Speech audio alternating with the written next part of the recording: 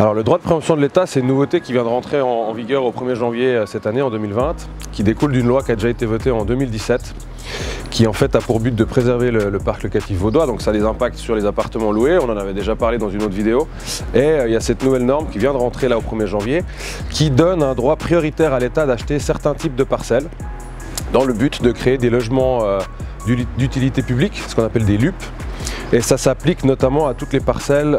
situées dans les districts à pénurie qui font plus de 1500 m² ou qui seraient dans un périmètre compact ou attenant à une parcelle communale. Donc ça touche pas mal de vendeurs potentiels sur le canton de Vaud. Alors fondamentalement pour le vendeur il n'y a pas un gros impact puisqu'en fait qui dit droit de préemption c'est un droit d'achat prioritaire. Ça veut dire que l'État pourrait se substituer à l'acheteur pour acquérir la parcelle mais aux mêmes conditions. Donc finalement le vendeur qui aurait trouvé quelqu'un qui achète son terrain par exemple 2 millions, l'État ne pourrait pas l'acheter moins de 2 millions. Donc pour le vendeur en lui-même il n'y a pas un impact direct sur le résultat final. Par contre, il y a un impact sur la procédure puisqu'il va falloir proposer la parcelle à l'État dès lors qu'on aura signé une vente avec un acheteur. Ça, c'est quelque chose qui peut se faire via le notaire par exemple. Et puis, ça a un impact sur les délais puisque l'État a un certain nombre de jours, 40 jours pour la commune et ensuite même 20 jours de plus pour l'État, donc le canton de Vaud.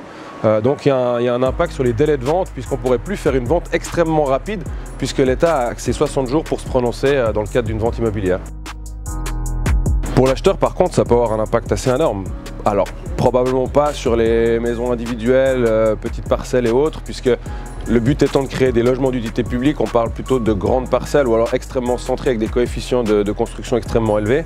En revanche, pour un investisseur ou pour un promoteur, ça peut avoir un gros impact, puisqu'il pourrait se porter acquéreur d'une parcelle, dépenser pas mal d'argent pour l'étude de la parcelle et autres, et puis se voir la parcelle lui être piquée entre guillemets par la commune ou l'État qui déciderait de l'acheter à sa place pour faire des logements d'utilité publique. Et la grande question aujourd'hui qui n'a pas encore été vraiment bien répondue, c'est comment serait traitée l'indemnité pour cet acheteur qui se ferait piquer la parcelle via cette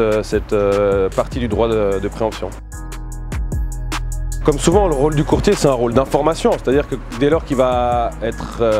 approché dans le cadre d'un mandat de vente, il va devoir simplement informer le propriétaire s'il est touché ou pas par ce droit de préemption en fonction des conditions qui s'appliquent. Et puis s'il est effectivement touché, le propriétaire, simplement l'informer, puis préparer le terrain pour la procédure qui va devoir se mettre en place lors de la vente. Ça veut dire notamment être prêt à informer la commune plus rapidement pour gagner du temps, enfin tout un rôle d'accompagnement dans ce cadre-là. Et puis si tant est que la commune décidait d'appliquer son droit, il va devoir défendre encore les intérêts de son propriétaire de façon à ce qu'à la fin, in fine, il ait le même prix de vente dans la poche que ce qui était prévu avec l'acheteur qui avait été trouvé sur le marché.